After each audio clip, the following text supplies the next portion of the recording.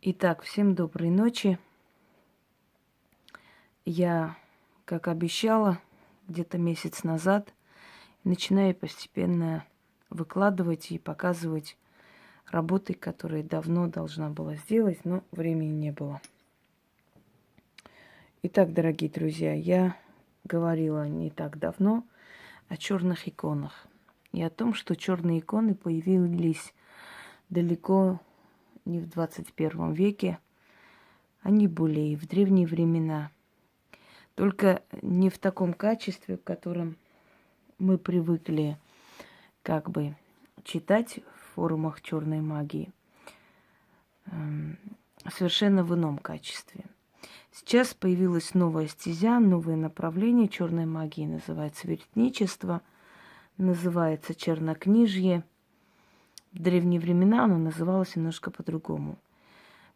И последователи этой стези называли себя черницы. То есть это та же самая магия, как бы антипод христианству. Однако то, что создано людьми, то, что приходит людям, и то, что работает у мастеров, у профессионалов, имеет право на существование и имеет место быть. Как я уже говорила, у настоящего мастера даже палка стреляет. Но сейчас речь не об этом. Речь о том, что издревле люди тайком хранили у себя определенные черные иконы. Эти иконы переделывались, либо, скажем так, брались обычные христианские иконы, в основном православные иконы, переделывались, рисовались на этих иконах определенные знаки демонов, ну, смотря к чему, да, была направлена эта сила, для чего.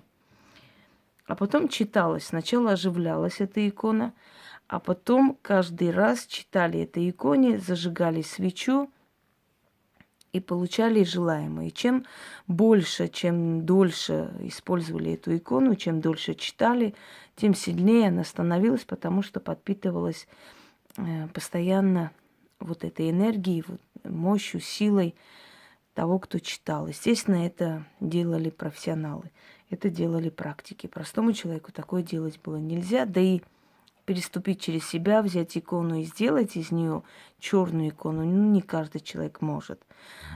Держит человека принципы, страх перед религией и так далее. Но поскольку преданные ремеслу ведьмы, колдуны, они как бы они ни перед чем не останавливаются, естественно, они это делали и получали желаемое. Для чего создавалась черная икона? Например, икона Бесова мать, которую я научила своих людей из близкого круга делать эту икону и просить, она очень хорошо мстит за ведьму, очень сильно мстит. Я об этом тоже поговорю и покажу. Надеюсь, в ближайшее время будет время. И наводит на врагов очень много интересного, что потом наблюдается со стороны. В данный момент, хотя я говорила, что я отдам практикам только, ну, в принципе, я им и отдаю, но я решила некоторые из этих секретов, некоторые из этих работ все-таки огласить и подарить, скажем так, на канале. Еще раз предупреждаю, что подобные вещи делают только практикующие люди, люди, которые имеют определенный опыт общения с демоническим миром, с миром тьмы и прочее, прочее. Если простой человек за это возьмется, он будет очень страшно и сильно наказан. Поэтому не рискуйте, пожалуйста. В данный момент эта работа дарится только профессионалам. Как делать эту икону? Его можно делать профессионально, заказать у художника, то есть показать, какие должны быть символы, какого типа, да, можно и покрасивее сделать, можно добавить определенные вещи, такие как, например, полнолуние, красную луну и так далее, и сделать более такой интересной иконы. Можно взять и просто сделать самим И я показывала и покажу тем, которым посчитаю нужным показать, какую икону можно сделать, каким образом это переделывается и какие символы денежные там рисуются. Потому что в данный момент я хочу подарить практикам черную денежную икону. То есть оживление этой иконы, вселение туда определенной силы, и после использования каждый раз, зажигая свечу, обращаешь к этой иконе, через эту икону получить денежное довольствие. Деньги, имущество, дары и прочее, прочее. Вот этому искусству меня научила сибирская ведьма, и я про нее рассказывала. Она на самом деле из Сибири, но потом жила некоторое время в Коме. Мы там встретились, и она меня многому научила, очень многому. И по словам этой женщины, которая была моей наставницей, звали ее Наталья. Так вот, по ее словам, эта икона работает на нас и дает нам то, что мы просим, столько времени, сколько считает нужным. После пропадает, куда-то девается. На самом деле это, наверное, за эти годы уже третья икона, потому что одна у меня пропала в студенческом общежитии. Я не знаю, кто забрал, но я пользовалась некоторое время, просила и получала. Потому что я писала тогда эти курсовые, дипломные работы. Тогда не было еще такой компьютерной техники столько, и писались от руки. У меня очень много заказывали в то время. Я этим подрабатывала, жила и поднимала ребенка. И я читала этой иконе, и на следующий день у меня было очень много заказов. Она куда-то делась. Кто-то ее либо украл, забрал, скорее всего. Но вспомнив слова человека, который как бы меня учил этому, да, я поняла, что, скажем так, она должна сама исчезнуть. И поэтому я не переживала особо. Я сделала вторую. Вторую я вот хотела, чтобы мне привезли. Дома не нашли. Я так понимаю, она тоже куда-то делась, пропала. И я решила сделать третью икону. Заодно и показать людям, которые занимаются магией, всерьез занимаются, как это делается, как оживить эту икону и как просить. И я хочу вам сказать, что любая ведьма, любой колдун, который сможет, который имеет право оживить такую икону и пользоваться, никогда ни в чем не будет нуждаться. Это однозначно. Итак, перед вами икона, я ее закрыла, потому что она переделанная, сделанная мной.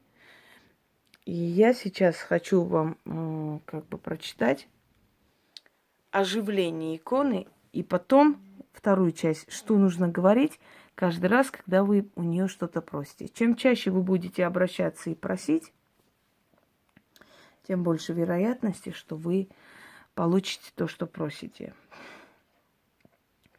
Я не каждому буду дарить этот заговор, даже взамен на что-то. Когда я тогда сказала, что просто так я не буду дарить этот заговор, очень много идиотов выявилось, которые начали говорить, что я продаю практикам эти заговоры. Нет, я дарю всегда всем.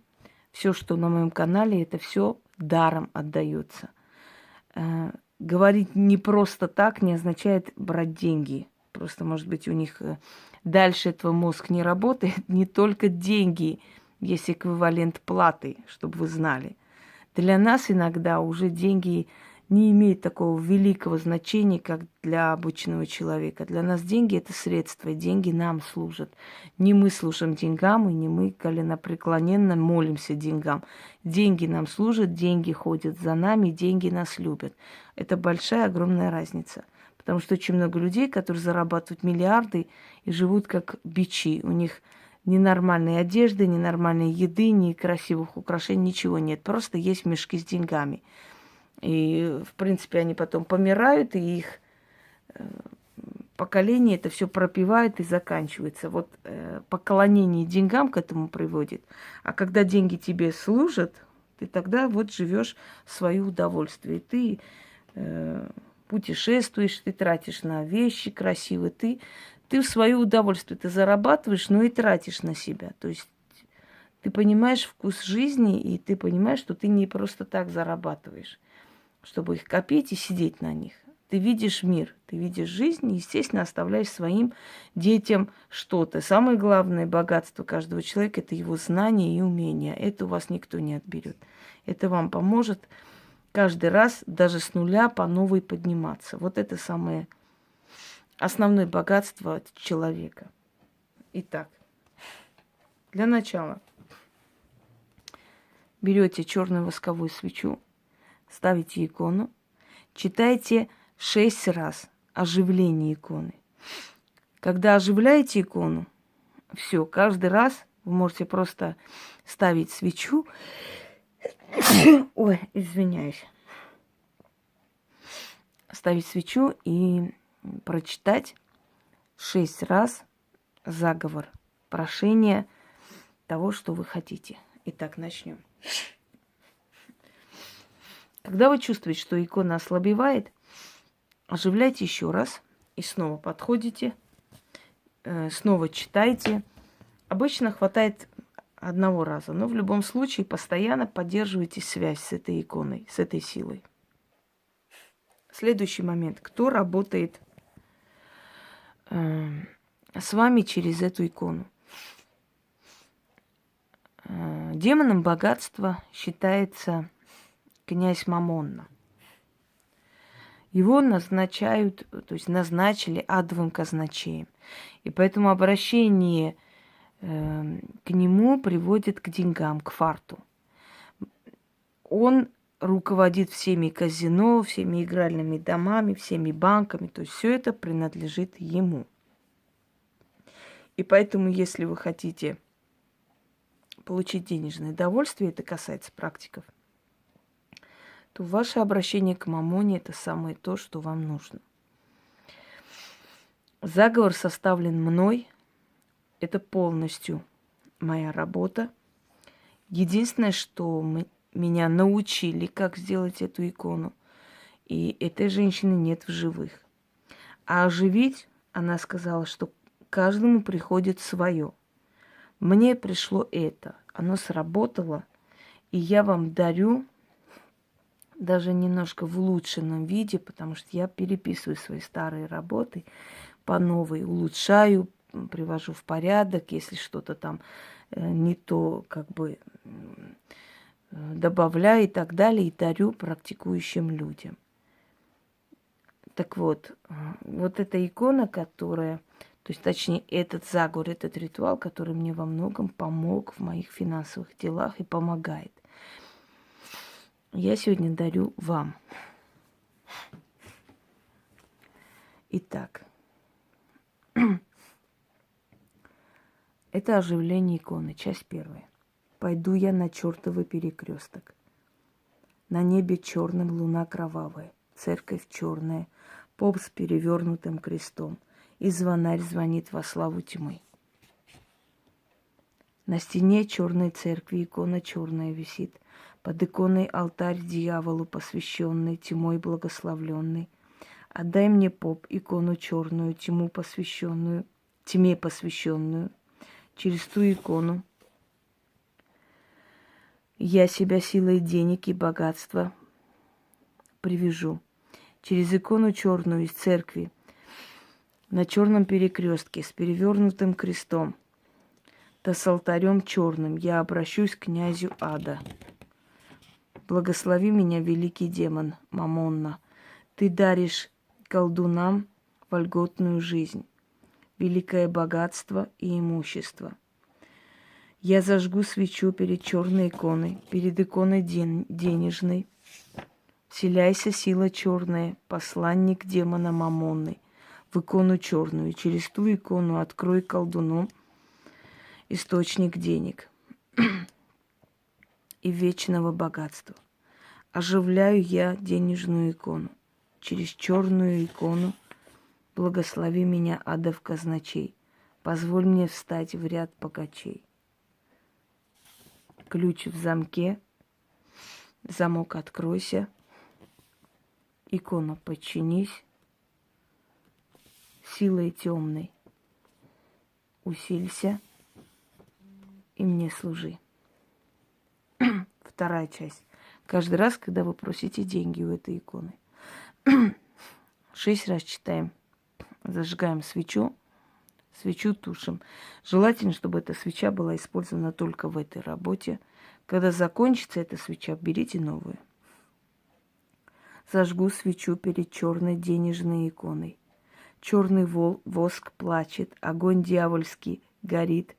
Демон казначей прямо в душу мне зрит.